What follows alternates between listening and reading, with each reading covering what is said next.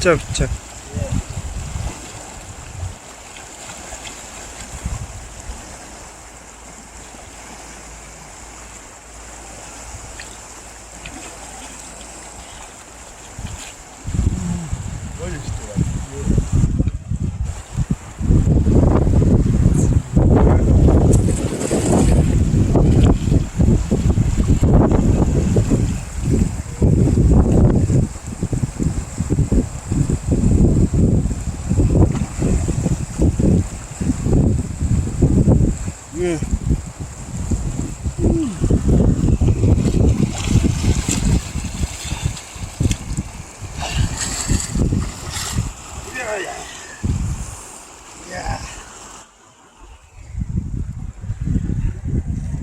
За ингээд голын усанд ороо хараад ирлээ.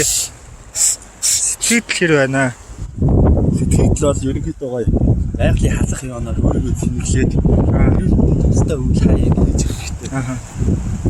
Бид нар ч одоо ингээд байшин барилга дотор байнгын нэмэх юмтай газар байгаад байгаа учраас хасах юм гэж байгалаас авч явах байхгүй.